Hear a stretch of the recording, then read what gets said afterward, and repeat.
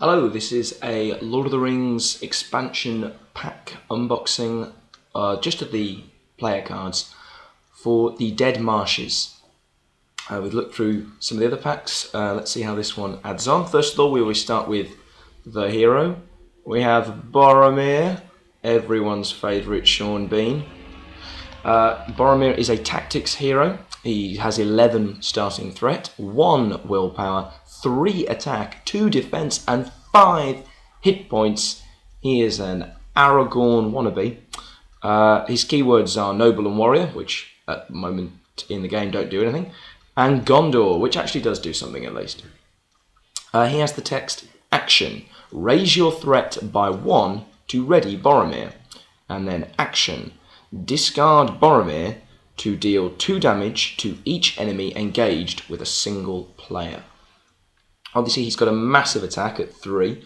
He's a good defender, ironically, spoilers, at 2 defense and 5 hit points. And that raised threat to ready him again. It's been one of the themes that some of the heroes, Prince Imrahil earlier in the cycle could ready when a character left play. But I mean, he was really treading on Aragorn's toes for leadership re-readying. With Boromir, you've got a tactics hero who can get back into the game and has 2 good strengths. He's a good attacker and he's a good defender. Obviously, he's good if you're running some threat lowering cards to mitigate the fact that you're going to be pumping up your threat. But he really does give you the opportunity for that early barrage. Wiping out those early threats, attacking, defending, doing the roles of 2 characters in just 1. Now, I've never seen the second action used. Typically in our game, if the hero dies, you've basically lost the quest anyway. But I suppose, if it's all or nothing in a particularly nightmarish scenario, that could be useful. It's good to have a heavy hitter right from the off for tactics. Gimli can be, but obviously it takes a while to build him up to that. And I was still frustrated with Gimli that he's good at questing, good at attacking, good at defending. But you're only really going to be able to use him for one of those things, whereas Boromir has 2 strengths, both of which can be used. Also the idea of we had seen an Aragorn, Imrahil, Boromir deck that just relies on doing multiple things every turn, but the starting threat is so high it's hard to justify Boromir's ability. So let's take a look at the first player card in the deck that isn't a hero. It's from the leadership cycle, leadership sphere, of course. It is the Dunedain Watcher. At 3 cost, 1 willpower, 1 attack, 1 defense, and 2 hit points. Dunedain Watcher has the text Dunedain, which doesn't do anything at the moment, with the rule response. Discard Dunedain Watcher from play to cancel the shadow effects of a card just triggered. It's got solid all-round ally stats. With a relatively high cost. I mean, 3 is usually, if you're playing a single sphere, you can buy that in 1 turn. But that's a great shadow effect cover. It allows your heroes, perhaps, those ones more like your Bilbos, perhaps, or your Denethors, who have relatively high defense, but not terribly high hit points, to know that their defense will get them through it. You're not going to see a shadow effect that says +1 attack or something along those lines. And even undefended attacks against your higher hit point or self-preserving heroes, if you're just factoring in the attack of the enemy and not the disastrous things that shadow effects can do, if your attack is undefended, Dunedain Watcher allows that. And it's a discard ability, so she can have exhausted herself doing something earlier and then be discarded. And obviously keys into other things, such as the Horn of Gondor, when allies leave play, gain a resource, or even Imrahil from exactly the same sphere as her when a character leaves play ready. Although how relevant his ability would be if she's doing it on a shadow effect, so defenders have already been assigned, so probably not that useful. I'm a fan of the card. It does kind of what the leadership deck does well, which is does everything that every other sphere does a little bit. She's got good all-round stats, and that ability is quite spirit-like in preventing shadow effects and things like that. So quite a fan of the Dunedain Watcher. Like not a card that you'll ever be disappointed to see, and can help in most areas. The next leadership card in the deck is the Dunedain Cache, or Cache. 2 cost. It is a item. You can only be attached to a hero. and the attached hero gains ranged. And it has an action. You can, as with all the other Dunedain attachments, you can pay a resource from the attached hero's pool to attach the Dunedain cachet to another hero, so you can move it around if you want. Obviously, attaching ranged, this is similar to the Dunedain attachment that gives you Sentinel, useless in a solo player game. I do find this one quite hard to just justify a deck slot. It's very much if you're going to build a whole deck around it. Or if you've got a suitably beastie hero, such as Aragorn or Boromir, who can throw out their 3 attack, and that really counts for something. Or a hero perhaps who doesn't often quest because of an ability, but then doesn't end up using that ability, such as done here. If there are no enemies in the engagement area, it'd be nice to feel you could throw those 2 attack at least at the at somebody engaged with your opponent. Some interesting effects you can do with Rain of Arrows from the event from the core set, which is 1 cost exhaust a ranged character to deal 1 damage engaged to each enemy engaged with another player. And doing it in cash, we've seen a couple of times players build decks around it, and it's interesting. It's probably my least favourite of all the Dunedains, because attack, defense, and willpower are going to be helpful however you're playing, really. Presuming you put it on a hero that's relevant, of course. And Sentinel, I just find Sentinel that much more helpful than ranged. That I guess I have the defensy mind. I mean, there are heroes that I think at the moment where the game was, where it was just through the core in the first cycle, there was only a single hero that had Sentinel in Aragorn. Whereas with ranged, you had both Brand and Legolas. While that's only 1 more, I just feel you get so much more out of Sentinel. Right, now we have a Tactics ally, Vassal of the Windlord. No Tom Vassal here. It is very cheap at 1 cost. It has 0 willpower, 3 attack, 0 defense, and 1 hit point. So it's not going to be defending or questing particularly. Of course, importantly, it can defend if you desperately need a buffer. It's a creature. It's an eagle, so Radagast likes it. Shocking. And it can be searched for or discarded using those eagle event cards that have been in the cycle thus far. It's ranged, so it can attack enemies engaged with other players, and it cannot have restricted attachments. Forced. After an attack in which Vassal of the Windlord attacked resolves, discard Vassal of the Windlord from play. So really, it's a 1-shot hit. He's really almost more like an event in that dashes out, does 3 attack, and that's it. I'm quite a fan of these missile-like characters, and it's so cheap. If you're just running 1 tactic hero, for instance, this is a great inclusion because it can be out in a turn and it can really give the boost when it's needed. It is ridiculously good with the support of the Eagles attachment, which comes in the final pack of the cycle, which allows a hero to take the attack or defense of an Eagle ally in play. Taking that 3 attack just turns even a nothing attack hero into a 4, whereas an already a heavy hitter like such as Aragorn or Boromir becomes a 6.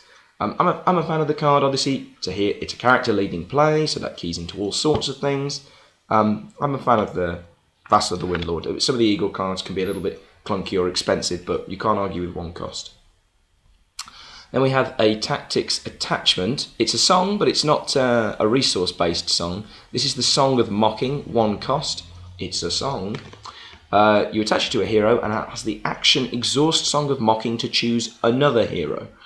Until the end of the phase, the attached hero takes all the damage assigned to the chosen hero. Now, I must admit, I've never really used this. It is a song, so it's easier to find with the Rivendell Minstrel from earlier in the cycle, which is key. As some of these cards, it's so hard to rely on actually seeing them without heavy card draw. So to know that you've got that extra ability to dig for them does make it, more workable to build a deck around. It could work very well with a Gimli Hulk, citadel-plated character who wants to take other heroes' damage, or perhaps a Gloin with self-preservation who's just spewing out coins and wants to take as much damage as he can. I suppose it could also technically work on an Eowyn Quester, who's afraid of the Necromancer's Reach dealing her 2 damage when she's exhausted on the quest, or other damaging cards that can emerge from the encounter deck. It's not something I've seen used particularly much, but it's a neat little card. So now we go on to the Spirit deck, so I have to engage Bias Mode because it's my favourite deck. We start off with a unique Spirit Hero, Elfheim. He is 4 cost, 1 willpower, 2 attack, 2 defense, and 3 hit points. An unusually beefy ally for the Spirit deck. And he has the text that while Elfhelm is ready, so can't be exhausted, he gains response after your threat is raised as the result of questing unsuccessfully, or by an encounter or quest card effect, reduce your threat by 1. It's great to have a heavy ally in Spirit. I'm always worried about unique allies, because it's so hard to justify 3 copies of them in the deck, because if they're in play, that's a wasted card draw. But do you just put 1 in, and then are you really going to see them? He's got solid stats in his 2 attack and his 2 defense. Obviously, his 1 willpower is poor, but realistically, he's probably going to be running a Spirit deck since he's 4 cost. And you've got so many cards and ways to quest in a Spirit deck.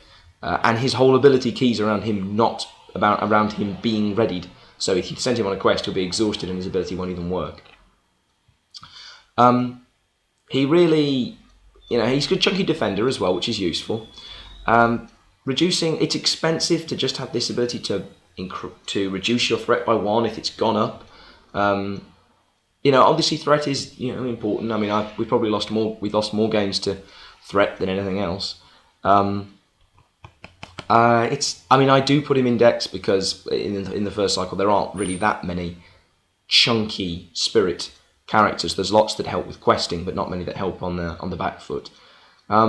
Of course, you can make the argument that really in a Spirit deck, are you going to be failing to quest that often? Really, he's almost more something you'd want in a deck that struggles with questing. I have used him in its ability. His abilities come up a few times. Really, any way that mitigates threat is fantastic. Because apart from certain Spirit cards, it's so hard to get it back otherwise.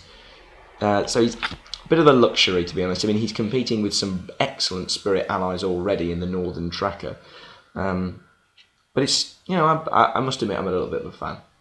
Now we have the monolithic 5-cost event from Spirit, We Do Not Sleep, which has the action text: until the end of the phase, Rohan characters do not exhaust to commit to quests. Obviously, this is enormous. In the Spirit deck, you have so many Rohan-based characters. It also means that the attachment Nor Am I a Stranger is useful, because you can have that on either Spirit characters who aren't Rohirrim, and then they can get the benefit of this, or even on other Sleared characters. Essentially, you're getting every single Rohan character to be able to act twice, because they're all going to quest because it's free, and then they're going to get to attack or defend. 5-cost events are such a luxury. If you think that really Gandalf is 5 cost, that's the benchmark for all of these 5-cost events. You really obviously need to build a deck around this card to justify it, and then you're not really going to take 1 copy, you're going to take 3 copies.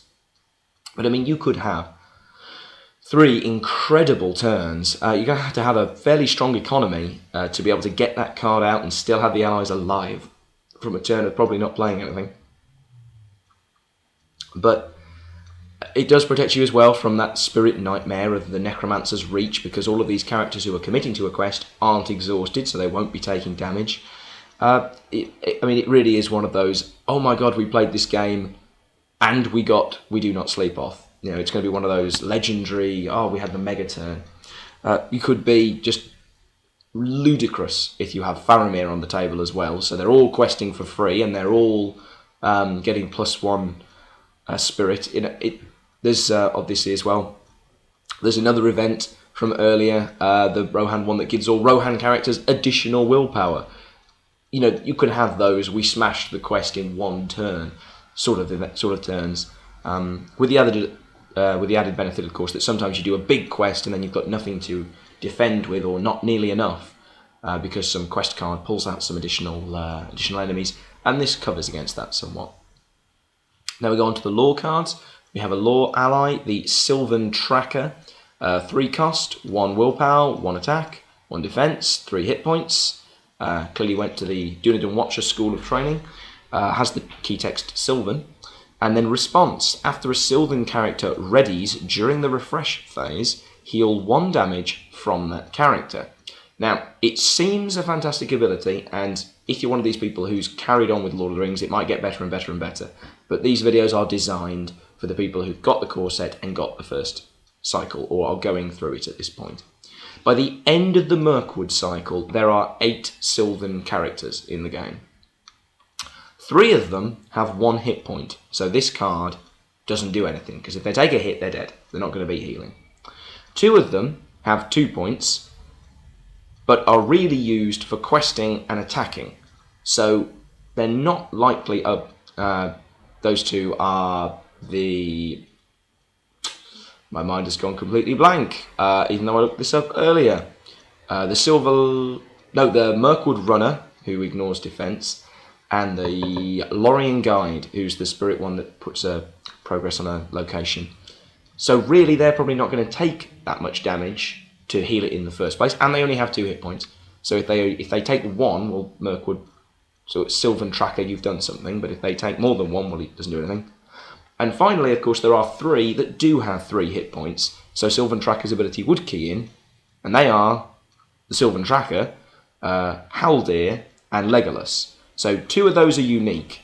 You're not going to have more than 1 Haldir or Legolas on the table. Legolas isn't really defending, ever. He's attacking, he's range 3. If he kills things, you get progress. You're always attacking with him. Now, Sentinel Haldir does defend a fair bit, but is also ranged, and has good questing. So the tracker ability, it's the sort of thing that I'm sure wherever the game is nowadays, where you could make an entire deck of ridiculous Sylvan characters, this could work really well. And obviously the Sylvan tracker itself, him, herself, her, I think it's a she, with 1 defense and 3 hit points, this works quite well. You've got a solid defender. The lore deck isn't really struggling for defenders, though. Now, I'm not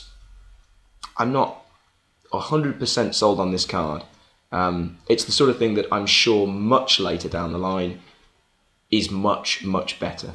And then we have our lore attachment, 1 cost, Fast Hitch, or that's not the name of the card, it's called Fast Hitch and it's 1 cost. Fast Hitch, 1 cost. It is a skill you attach only to a Hobbit character.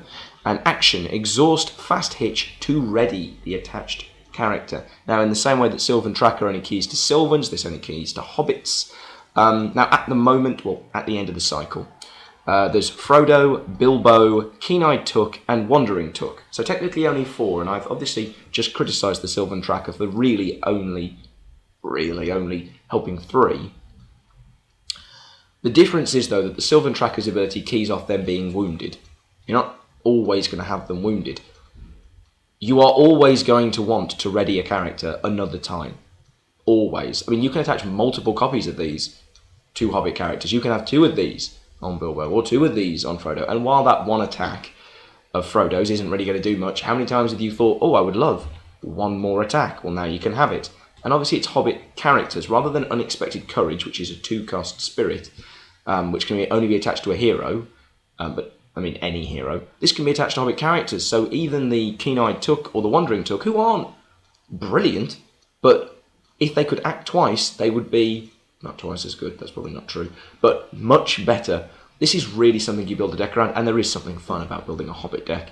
I understand that further down the line, of course more Hobbit allies will come out, but Samwise Gamgee would just rock with this. I don't really know very much about him, but everyone says how good he is, so Fast Hitch must just make him better. Unless, for some bizarre reason, Sam can't use Fast Hitch, even though he's the one that ties ropes. I doubt that. It is just a hideously efficient card. Anyone that runs Unexpected Courage, or Aragorn, or anyone that readies themselves, it's one of the strongest mechanics in the game. So, Fast Hitch rules if you're playing a Hobbit deck, of course. And now we have the Song of Battle on neutral attachment. Another song. 1 cost, attached to a hero. Attached hero gains the Tactics resource icon. It's exactly the same as all the other songs. It allows you to mix up your spheres a little bit more and not have to worry about your resources as much. I was looking forward to this one for quite a while because I'm quite a fan of taking just the one tactics hero to unlock some of those lower cost tactics cards, or like one really good tactics hero, for instance, taking Farlin when you know there's going to be, why can I not remember the name? Crabine, but they're not called Crabine. The one health enemy that surges and gets shuffled back into the deck, but when Farlin kills them, they get killed before they can surge. Or just taking Legolas because he's brilliant. Songs are just great if you want to play the game that way, and if you don't, then they don't do anything. That's the Dead Marshes. It's not one of the strongest packs. Fast Hitch is very important if you want to run a Hobbit deck. Boromir is always fun because, I mean, if it's a hero from the movies, like one of the main Fellowship people, I mean, who doesn't want to collect all the Fellowship? That's the Windlord's a neat card. Dunedain Watcher is a good all-rounder. Elfheim, there's a couple of cards that really need a deck built around them. But as the card pool gets bigger, of course, as this cycle goes along, that becomes more of the possible thing rather than, well, I may as well take this because I have some slots left. So that's the Dead Marshes. I think we've got one more cycle to go in my years spaced apart unboxings. Hope you're enjoying them, hope it's not too dark, and hope you can hear me. And have a Merry Christmas, which will make no sense to anyone who watches this, not when this is recorded.